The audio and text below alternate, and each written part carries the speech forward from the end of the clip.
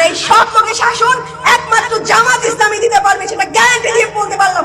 আর কোন দলের ক্ষমতা নাই সব লোকের শাসন প্রতিষ্ঠা করার, কোন দলের ক্ষমতা নাই। আপনি ঠিক কথাই কইছেন বোন রে। আর কোনো দলের এই ক্ষমতা নাই, আর কোনো দল এই ক্ষমতা রাখে না।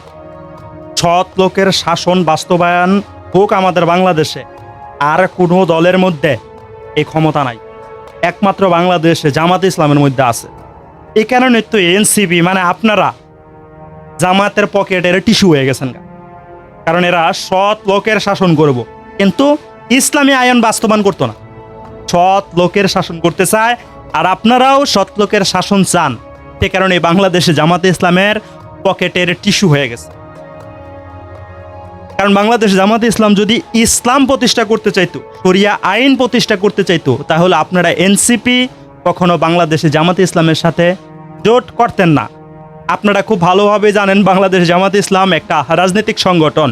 তারা সৎ লোকের শাসন চায়, কিন্তু ইসলামিক আইন চায় না, কুরআনী আইন চায় না, শরিয়া আইন চায় না।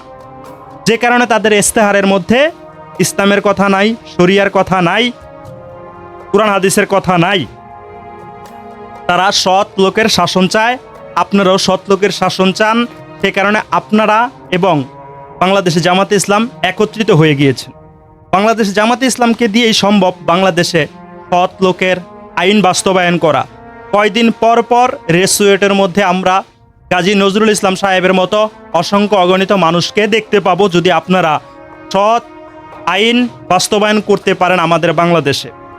তারপরে ওই যে রাত 9:30 বাজে, 9:30 নিজের ওয়াইফকে শ্বশুর বাড়িতে পাঠিয়ে দিয়ে গৃহবধূকে তাবিজ দেওয়ার কথা বলে বাসায় নিয়ে আসতে পারবে।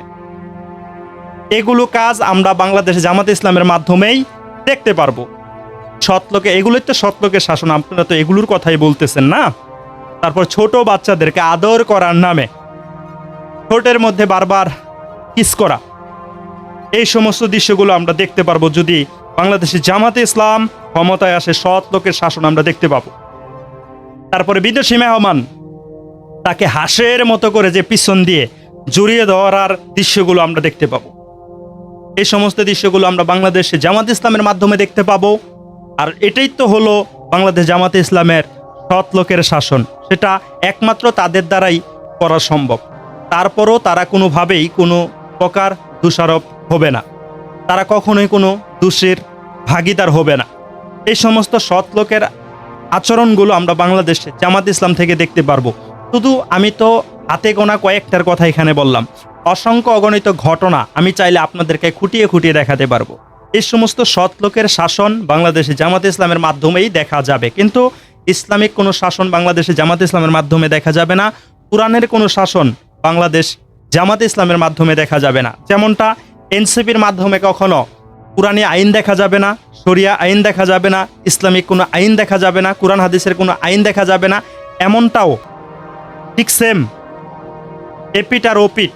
এনসিপির মধ্যেও যে আমরা কুরআন হাদিসের যা কিছু পাবো না, শরিয়া আইন পাবো না, বাংলাদেশে জামাত ইসলামের মধ্যেও আমরা কুরআন হাদিসের আইন পাবো না। দুইজনের মধ্যে মিল আছে বিদায়ী দুইটা দল জোট করে ফেলেছে, গোপনে গোপনে জোট করে তারপরে প্রকাশ্যে এসেছে 11 দলের সমঝোতার জোটের মধ্যে গিয়েছে। এই সমস্ত ইনসাফ, এই সমস্ত সৎলোকের শাসন একমাত্র বাংলাদেশে জামাত ইসলামের দ্বারাই সম্ভব। জুলাই যোদ্ধার মা পরিচয় দিয়ে আর কথাটা বললাম না, একই কথা আর কতবার বলা যায়। এগুলো যারা করতে পারবে তারা এই সৎলোকের শাসন আমাদের বাংলাদেশে দেখাতে পারবে। এবার তো 68 জন তারা সৎলোকের শাসন যারা চেয়েছে, 68 জন সংসদে গিয়েছে, তাদের কাণ্ড তো মানুষের সামনে এখন দিনের আলোর মতো পরিষ্কার হয়ে যাচ্ছে। আমরা তো দেখতে পাচ্ছি এখন।